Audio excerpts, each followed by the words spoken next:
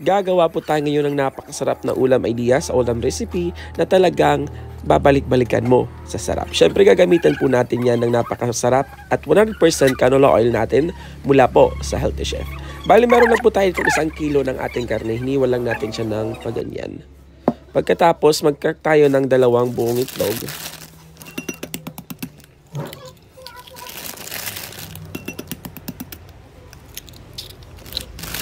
At pagkatapos ibubuhos natin dun sa ating karne.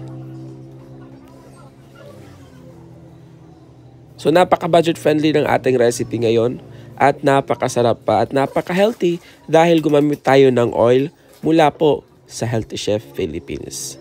So bali 3 buong itlog ang ating nagamit po dito. Ibuhos lang natin dun sa ating karne. And then season lang na po natin siya ng salt and pepper. Pampalasa lang. Damihan natin yung paminta para mas lalong sumarap. Pagkatapos maglalagay din po tayo dito ng 2 tablespoon o 2 teaspoon ng ating garlic powder. Kung wala kayong garlic powder, pwede naman ay maghiwa na lang kayo ng bawang at sibuyas. Pero dahil medyo mahal na ngayon ng sibuyas, wag na lang. Ayan, haluin lang natin siya ng maigi. Yan, medyo naparami tayo ng ating itlog. So, bali 2 itlog lang ang kasya dito. Maglalagay tayo ng oyster sauce. Pandagdag lasa. Kung wala kayong oyster sauce, ay soy sauce na lang yung gamitin dito. Or kung iayaw mo naman, ay pwede naman hindi mo lang lagyan. O, diba? Haluin lang natin siya ng mabuti. Pagkatapos, maglalagay na tayo dito ng all-purpose flour. 1/2 cup ng ating all-purpose flour lang ang ating ilalagay dito. And then, haluin lang natin. Ayan guys, mas maganda kung ma-marinate natin siya ng 1 hour or overnight. Pero dahil nagmamadali tayo ay agad-agad na natin ito. Mas maganda guys kung i-coat mo ito sa all-purpose flour. Kaya lang medyo tinatamad ako kaya ibuhos na lang natin agad doon. Ayan, kuha lang tayo ng ating induction cooker. Para sa mga nagtatanong ng ating induction cooker, ilalagay ko na lang yung link doon sa ating description box sa baba. Pwede na rin yung ating frying pan. Ayan, gagamit po tayo ng napaka-healthy at 100% na canola oil mula po sa Healthy Chef Philippines. Ayan, available na po ito sa lahat ng leading supermarket stores nationwide. At available na po ito dun sa Shopee at Lazada. For more details po, ay follow na lang yung Facebook page ng Healthy Chef Philippines. Ilalagay ko na lang po sa description box at sa ating comment section sa baba. So, bali nagpainit lang po tayo ng ating canola oil. Antay lang natin siyang medyo uminit and then ipiprito na natin dito yung ating karne. Ayan, napaka-healthy po ng ating recipe ngayon dahil sa ginamit nating oil na mas lalong magpapa-healthy. Ayan, huwag ka nang mag-alala kung ayaw mong medyo oily. Huwag kang mag-alala guys kasi yung ating canola oil ay napaka-healthy guys. Meron po nga palang 2 variant yung ating Healthy Chef Philippines. Yung ating ginamit kanina, yung ating canola oil at yung kanilang panibagong product, yung kanilang soybean oil. Ayan, for more details, follow Healthy Chef Philippines on their Facebook page. Ayan, so lutuin lang natin siya ng 5 minutes and then flip lang natin yung other side nito hanggang sa maging golden brown at maging crispy na siya. Ayan, ang ganda ng kulay guys ha. Huwag niyong pababayaan baka masunog. So okay na to guys. Drain lang muna natin siya sa ating strainer para matanggal yung mga existing na oil na yan.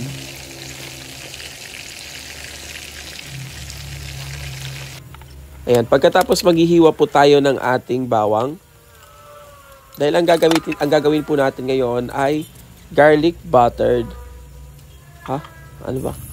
Ang lulutuin natin ngayon ay garlic butter pork. Diba? Napakasarap. So, hiwain lang natin siya ng maliliit. Pagkatapos kuha tayo ng ating frying pan. At maglalagay tayo ng 100 grams ng ating butter dito.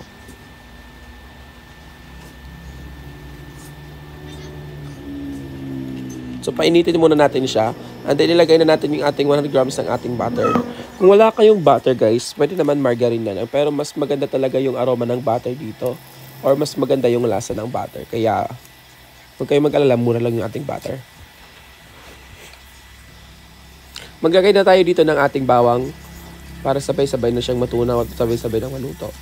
Ayan, bawang lang yung ating nilagay dito kasi medyo mahal na yung sibuyas ngayon. At Yung ating recipe naman ngayon ay garlic butter. O, diba? Maglalagay din tayo dito ng onion leeks. Aromatics lang ito guys, pandagdag aroma lang.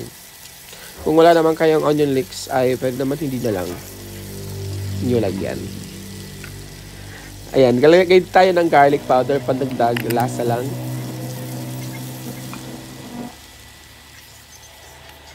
Pagkatapos, maglagay tayo ng oyster sauce. About 2 to 3 tablespoon ng ating oyster sauce. Saluin lang natin siya ng maigi. Ayan guys, sinaan natin dito yung ating apoy kasi masusunog na yung ating ginagawa dito. Halo-haluin lang natin siya ng mabuti. Pagkatapos maglalagay din tayo ng 1 to 2 tablespoon ng ating soy sauce. Ayan, kung wala kayong oyster sauce guys, pwede naman soy sauce na lang yung ilagay dito.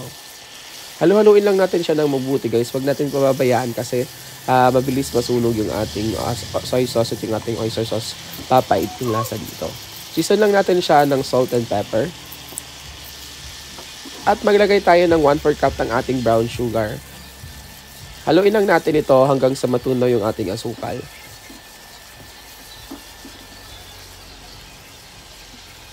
So okay na to. Maglalagay din tayo dito ng konting garlic powder. And then haluin lang natin.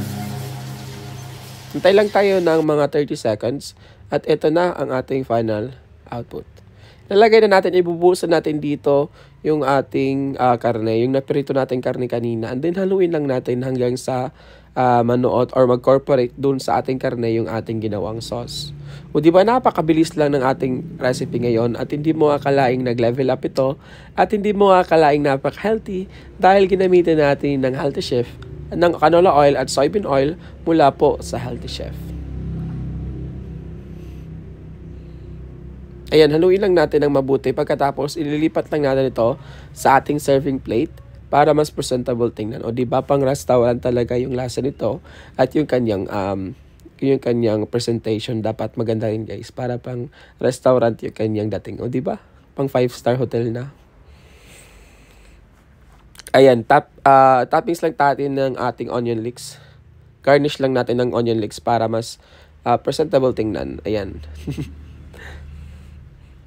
So, eto na guys, ang ating napakasarap na garlic butter pork mula po sa Healthy Chef Philippines. Don't forget to follow their social media accounts for more details sa kanilang 100% canola oil at 100% soybean oil. At huwag mo din kalimutan mag-like and subscribe sa ating YouTube channel at sa ating Facebook page at sa ating TikTok account. Maraming salamat sa panonood. See you again sa ating sa mga susunod na napakasarap na recipe. God bless!